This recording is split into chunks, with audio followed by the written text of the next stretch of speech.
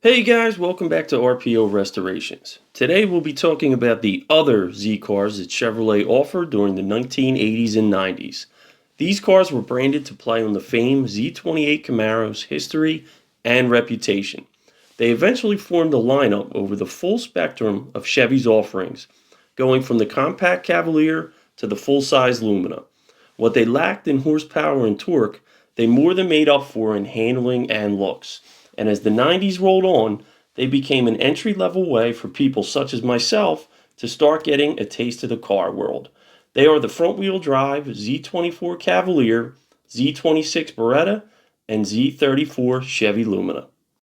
During the mid 1980s, Chevrolet was looking for a way to recapture some of the performance image it had with buyers before the smog era made power a dirty word. Ford was making headway with its 5.0 Mustang and Mercury Capri, and Dodge had the sporty-looking, if underpowered, K-car variants like the Laser and Duster attracting younger buyers. Sure, Chevrolet had the Camaro and the Monte Carlo SS, but they wanted more. They also needed a way to spice up their front-wheel drive offerings, some of which, like the Corsica, were better known for their fleet sales than sporty image. They started out with the Cavalier Type 10 and Eurosport Celebrity, but younger buyers wanted something bolder. Enter the Chevrolet Cavalier Z24. Debuting for the 1986 model year on the coupe and hatchback, the Z24 package came equipped with the LB6 six-cylinder engine making 130 horsepower and 160 pound-feet of torque. A 5-speed manual transmission was standard with a 3-speed automatic optional.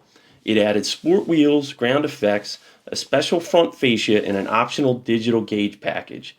This would be carried over for 1987 until the Cavalier's body received a refresh in 1988. In 1988, the Cavalier's body was redesigned and the hatchback was dropped. I have to say I was a little disappointed when Chevy did this, as I always thought the hatchback had a nice look, especially with the Z24 package added to it. The Z24 again came standard with a 2.8-liter V6 engine, now producing 125 horsepower. Several colors were offered, all of which were definitely from the 1980s palette. The convertible also became an exclusive offering of the Z24 package, as that's the only way you could get it. In 1989, the car carried over, receiving redesigned front seats. The V6 was bumped to 130 horses. In 1990, the 2.8-liter was enlarged to 3.1 liters, boosting horsepower to 140. In 1991, the Cavalier's body received another refresh, receiving a redesigned front end, interior, wheels, and taillights.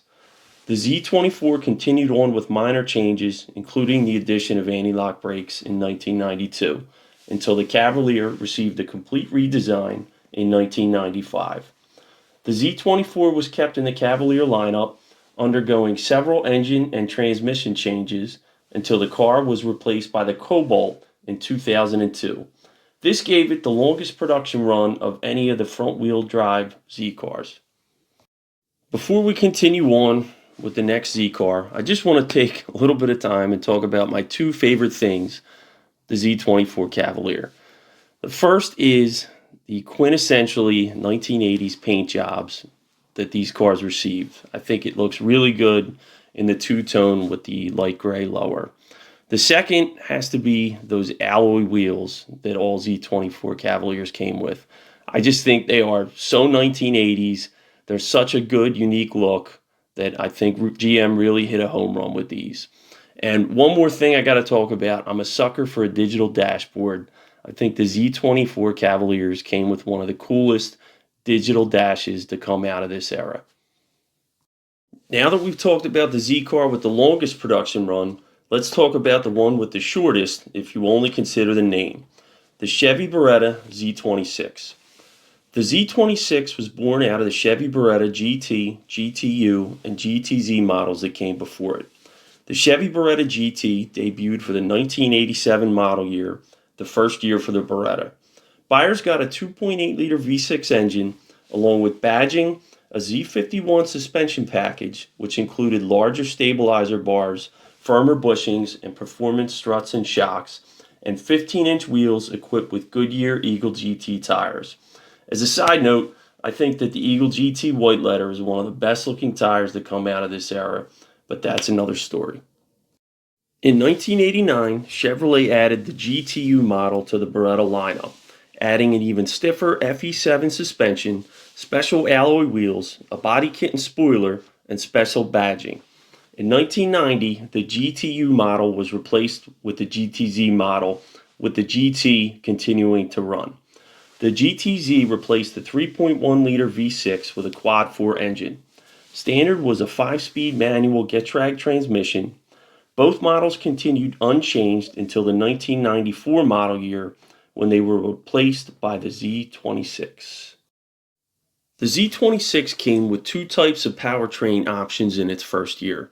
Buyers could get a 170 horsepower quad 4 mated to a 5-speed manual transmission, or a 3100 series V6 mated to a 4-speed automatic. The 6-cylinder wasn't available with the manual, and the 4-cylinder couldn't be ordered with an automatic. Graphics, ground effects, spoilers, and suspension components were essentially carried over from the GT and GTZ models, both of which were discontinued. The model lasted 2 more years until 1996 with the 6-cylinder and automatic transmission, as the Quad 4 wasn't offered after 1994. Out of all the cars on this list, I can actually honestly say that I think the Chevy Beretta may be the most forgotten one. They were here, and then it just seems like overnight they were all in junkyards. But I think, again, GM did a really good job with these. They were very popular. I know a lot of guys that wanted one or had one, and myself included, I always wanted one. I never got the opportunity to buy one, but at the time, especially in the early to mid-90s, they really were a great car for the money. And just look at those wheels. Definitely something that screams 1990s.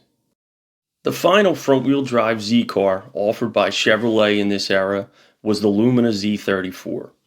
Debuting in the 1990 model year with the launch of the Lumina itself, which was Chevrolet's very late response to the Ford Taurus, it came standard with the LQ1 dual twin-cam V6 engine rated at 210 horsepower, a 5-speed get-drag 284 manual transmission with a 4-speed automatic being optional, dual exhaust, and 4-wheel anti-lock brakes.